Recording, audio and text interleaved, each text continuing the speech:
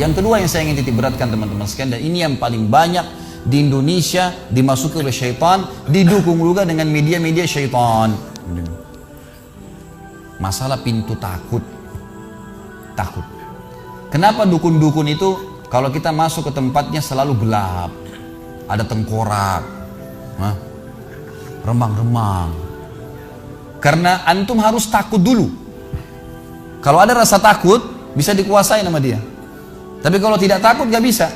Orang yang mau dihipnotis, kalau akidahnya benar gak bisa dihipnotis tuh. Syaitannya gak berani. Dan ini kita harus hati-hati teman-teman sekalian, karena pintu takut ini selalu ditunggang oleh syaitan. Saya kasih contoh begini. Kalau ada satu rumah di Indonesia ini, anggap di Bali sinilah, karena antum lagi di Bali. Ada satu rumah teman-teman sekalian, di situ ada orang bunuh diri, gantung diri. Kira-kira mau beli rumahnya nggak? Jawab jujur ya. Kenapa nggak mau? Hah? Setelah saya jelaskan malam ini, beli besok ya. Diskonnya buat saya. Baik. Banyak orang jawabannya takut. Kenapa takut? Ada ruh gentayangan. Baik, simpan contoh itu. Ada contoh kedua teman-teman. Ada satu rumah, tadi bunuh diri ya. Sekarang satu rumah dibunuh oleh perampok. Mau beli rumahnya nggak? Sama juga. Masya Allah cuma 3 orang yang jawab, yang lain berani semua ini. Nggak mau juga beli. Kenapa? Takut. Ada ruh gentayangan. Teman-teman sekalian, ambil dari saya malam ini dengan izin Allah. Ini ilmu dari wahyu, bukan dari saya. Tidak ada ruh gentayangan. Nggak ada ceritanya dalam Islam kuburan terbuka pocongnya keluar. Nggak ada itu. Nggak ada tangan dari kloset tarik-tarik orang. Itu semua dusta. Dusta. Perusakan akidah dari media-media syaitan. Sinetronnya, filmnya, segala macam. Manusia bisa berubah jadi singa lah, bisa beginilah, macam-macam. Dusta. Dusta. Nggak ada dalam Islam. Nggak ada. Dari mana dalilnya? Nggak ada ruh gentayangan. Baik, dengarkan hadisnya. Hadis yang mulia. Hadis riwayat Bukhari. Suatu hari Nabi SAW pernah mengantar jenazah sahabatnya. Waktu jenazah tersebut ditaruh di kuburan, kata Nabi SAW, kalau seseorang mukmin meninggal dunia, siapa orang mukmin teman-teman sekalian? Orang yang sudah menggabungkan antara rukun Islam sama rukun iman. Kalau antum syahadat sudah, muslim, alhamdulillah, sholat 5 waktu, zakat, puasa Ramadan, haji, sudah dikerjain. Ditambah dengan keimanan, yakin Allah ada, yakin malaikat ada mencatat, yakin diturunkan dalam Al-Quran, yakin ada Rasul yang mengajarkan Nabi Muhammad SAW, ada diterima pahalanya hari kiamat, maka itu namanya mukmin. Ditambah dengan mengimani qada dan qadar.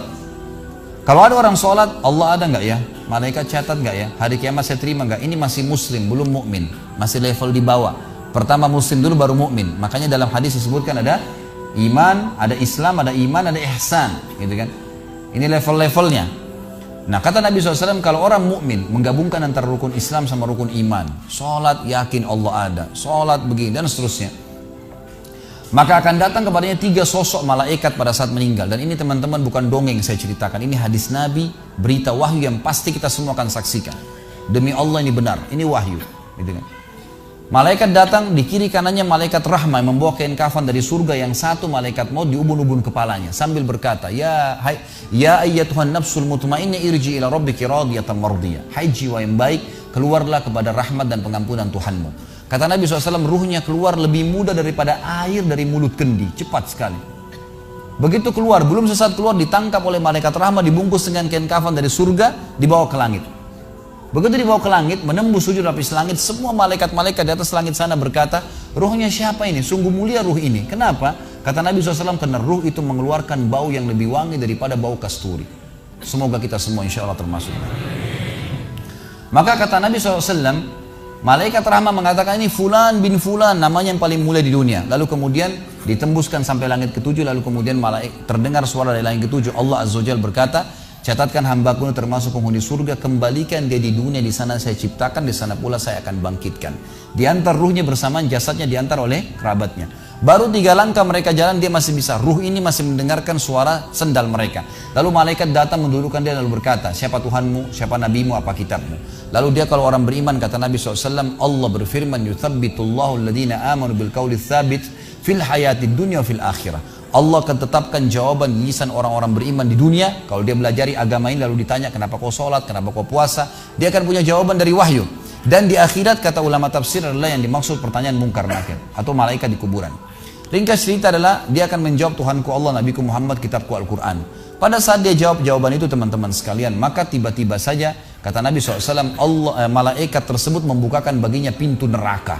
Azab, siksaan, orang teriak-teriak, api yang berkobar-kobar, dia ketakutan. Kata malaikat, lihat dari apa Allah selamatkan dirimu. Karena kau beriman, kau nggak jadi masuk sini, ditutup. Supaya dia tahu nih, kalau dia berbuat salah akan masuk situ, ditutup. Dibuka pintu surga, dayang-dayang, permadani, istana yang luas, luar biasa. Dia gembira. Lalu kata malaikat, kau akan masuk di sini. Maka si mayit tersebut pun berdoa mengatakan, ya Allah cepatkan waktu, karena aku ingin masuk ke dalam surgaku. Lalu datang di sebelahnya orang yang tampangnya gagah, badannya bersih, wangi, saking sempurnanya kata jenazah ini. Ruh ini berkata, siapa kamu ini? Sungguh sempurna ciptaan Allah pada dirimu. Maka dia berkata, diam dulu. Maka dia berkata, gitu kan? Dia berkata, saya amal soleh akan menemani kau sampai hari kiamat. Insya Allah setelah riwayat ini kita sholat. Saya amal soleh akan menemani kau sampai hari kiamat. Maka kata Nabi SAW terdengar suara, ya Allahu alam di sini disebutkan Allah atau malaikatnya, tapi yang jelas menyampaikan dari Allah Subhanahu Wa Taala, lapangkan kuburan hambaku ini seluas pandangan matanya. Dan bukakanlah pintu surga baginya setiap pagi dan petang dia melihat. Maka jadilah kuburannya taman dari taman surga sampai hari kebangkitan. Baik. Sebaliknya kata Nabi SAW, kalau orang fasik, siapa tadi fasik? Muslim yang masih berbuat maksiat. Teman-teman hati-hati. Jangan kena mengandalkan sudah syahadat kemudian bebas berbuat dosa. Hati-hati. Fasik dan orang kafir proses matinya sama. Kata Nabi SAW, orang fasik dan orang kafir akan datang kepadanya 3 malaikat. 2 malaikat azab di kiri kanannya, 1 malaikat maut dibunuh-bunuh kepalanya yang berkata, hai jiwa yang busuk, keluar kepada kemurkaan Tuhanmu. Maka ruhnya berantakan di tubuhnya, tidak berani keluar. Lalu malaikat maut menariknya dengan keras. Ibaratnya seperti bulu domba yang dibasahkan, dililitkan di pohon berduri, lalu ditarik dengan keras sehingga berantakan bulu domba itu. Keluar, belum sesaat keluar ditangkap oleh malaikat azab, dibungkus dengan kain kafan dari neraka, dibawa. Baru langit pertama nggak dibukain pintu oleh para malaikat. Lalu malaikat langit berkata, siapa ruh ini? Sungguh buruk ruh ini. Kenapa? Kata Nabi SAW, karena ruh itu mengeluarkan bau yang lebih busuk daripada bau bangkai. Wa na'udzubillah. Lalu malaikat azab membawa mengatakan, ini ruhnya fulan bin fulan, ya, orang yang disebutkan nama paling buruk di dunia. Lalu terdengar suara dari langit, Allah berkata, catatkan hambaku ini termasuk penghuni neraka. Di sana kembalikan dia di dunia, di sana saya ciptakan, di sana pula saya akan bangkitkan. Di antara ruhnya bersamaan pengantarnya mengantar jenazahnya. Begitu masuk dan 3 langkah, ya, orang-orang mengantarnya lewat, malaikat datang mendudukkan dia mengatakan, siapa Tuhanmu, siapa nabimu, apa kitabmu. Walaupun muslim, rekam baik-baik ini, ya, lahir dalam keadaan Islam, sesekali sholat, fasik, masih banyak maksiat, tidak tobat sebelum meninggal, sama. Jawabannya kata Nabi SAW dengan orang kafir, innama aqulu kama kana yaqulun nas. Saya nggak tahu, saya cuma ikut-ikut dulu orang bilang apa, nggak bisa jawab. Lalu kemudian dibukakan baginya pintu surga, dayang-dayang, permadani, istana, pemandangan yang luar biasa, gitu kan? Maka dia kagum, kata malaikat, lihat dari apa kau haramkan dirimu. Dulu kau bisa masuk sini, tapi kau tidak mau, ditutup. Dibuka pintu neraka, azab, siksaan, orang dipotong, teriak-teriak, kesakitan. Lalu dia ketakutan, kata malaikat, ini tempat kau selamanya, kau tidak akan bisa lari. Maka dia berdoa mengatakan, ya Allah jangan kau cepatkan waktu karena aku tidak ingin masuk ke dalam nerakaku. Lalu datang di sebelahnya orang yang buruk tampangnya, bau badannya gak enak. Lalu saking buruknya kata jenazah ini, kata ruh ini, siapa kamu ini, pergi dari saya, sungguh buruk ciptaan Allah pada dirimu. Maka dia mengatakan, tidak, saya amal burukmu yang akan menemani kau sampai hari kiamat. Lalu dalam penutupan hadis Bukhari ada 2 riwayat. Yang pertama, Allah Azza wa Jal, ya, mengirim kepadanya malaikat yang tidak punya penglihatan dan pendengaran. Allahu alam bagaimana nih? Yang membawa sebuah besi, yang kalau besi itu seluruh jin dan manusia bersatu mau membalik saja mereka tidak mampu. Bayangkan seluruh jin miliaran, seluruh manusia miliaran, balik saja mereka tidak mampu. Ini saking kuatnya malaikat tersebut. maka menghantamkan ke tubuh orang ini hancur, diutuhkan kembali lagi. Begitu terus sampai hari kiamat. Riwayat yang kedua mengatakan Allah Azza wa Jalla membuat dinding kuburannya merenggut tubuhnya, menjepit tubuhnya sampai seperti ini tulang rusuknya. Kembali lagi. Kata ulama hadis digabungkan keduanya, dipukul sambil diremukkan, dikembalikan lagi. Begitu terus sampai hari kiamat. Maka teman-teman sekalian, dalil ini sebagai penutup dalam sesi pertama materi kita, teman-teman sekalian, dalil ini menjelaskan tidak adanya ruh gentayangan dalam Islam. Nggak ada. Kita tarik ke contoh tadi. Orang yang bunuh diri tadi berdosa besar bukan? Dosa besar. Berarti dia meninggal sekarang di kuburan lagi disiksa. Nggak ada ceritanya keluar ganggu orang atau balas dendam. Nggak ada waktu. Hancur, remuk, dikembalikan lagi. Begitu terus. Kemudian juga sama. Orang tadi contoh kedua yang dibunuh sekeluarga. Kalau dia muslim maka dia mati syahid. Matinya mulia bukan?